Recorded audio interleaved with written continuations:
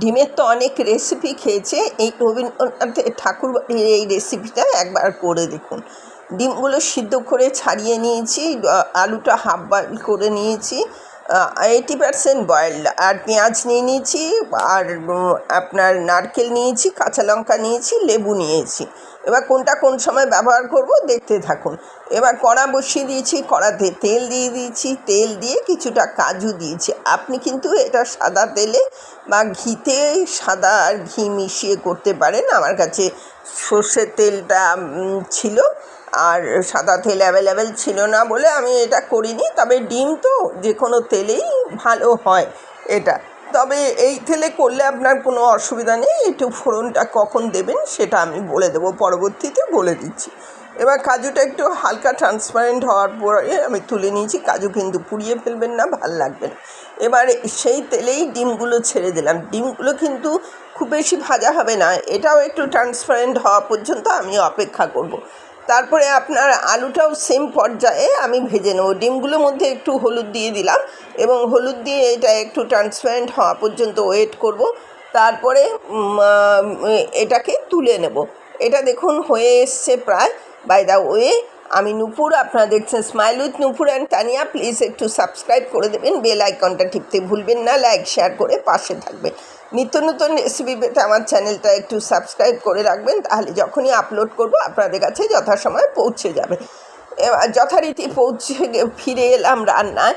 এবার আপনার ডিমটা আপনার হয়ে গেছে। এবার আলুটা আপনার ঠিক সেমভাবে একটা ট্রান্সপারেন্ট হওয়া পর্যন্ত আমি এটাকে ভেজে নেব এবং ওই একই তেলে করছি। এবার আপনার আলুটাও হয়ে গেলে আলুটা তুলে নেব। এইবার বলে দিই যে আপনি কখন ওটা দেবেন। এই পর্যায়ে আপনি এরকম এই তেলে করলেন বা সাদা তেলেই করে নিলেন, কিন্তু সাদা তেলের মধ্যে এটা নামাবার পরে যে ফোড়নটা দেবেন সেটা কিন্তু সর্ষের আর কারি পাতা, তারপরে পেঁয়াজ। কিন্তু সেটা যেহেতু আমি সর্ষের তেলে রান্না করছি, ওটা আমি লাস্টে ফোড়নটা দেবো, সম্বারটা দেবো। আর আপনি যদি আগে দেন সেটা দিয়ে দিতে পারেন। এবার আমি যথারীতি তেলের মধ্যে পেঁয়াজ দিয়ে দিয়েছি। পেঁয়াজ দিয়ে দিলে আপনার যদি সাদা তেল না থাকে তাহলে কিন্তু আমি যেভাবে করছি এভাবে করবেন, স্বাদের কোনো তারতম্য নেই বা কোনো কিছু হবে না, এটা বেশ ভালোই হয়। যথারীতি আপনার পেঁয়াজটা দিয়ে দিয়েছি। পেঁয়াজের পরে আমি ট্রান্সপারেন্ট হওয়ার পরেই আমি নারকেলটা দিয়ে দিলাম। এবার নারকেলটা আর কাঁচা লঙ্কাটা দিয়ে দিলাম। এই নারকেল আর কাঁচা লঙ্কার পরে হলুদ দিয়ে দেবো, নুন দিয়ে দেবো। এটা আবার একটু কষতে শুরু করব, খুব বেশি কষার কোনো প্রয়োজন নেই, এটা অল্পতেই হয়ে যাবে। এবার এইটাকে একটু কষা হয়ে গেলে পরে আমি এই যেগুলো ভেজে রেখেছি আলু আর ডিমগুলো, এগুলো আমি তুলে দেবো এর মধ্যে। এটার সমেতই তখন আমি কষাতে শুরু করব।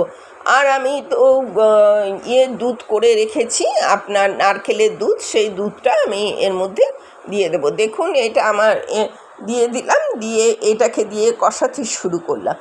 এবার আপনার এইটা কষাতে কষাতে তারপরে আপনার নারকেলের দুধটা এর মধ্যে দিয়ে দেবো।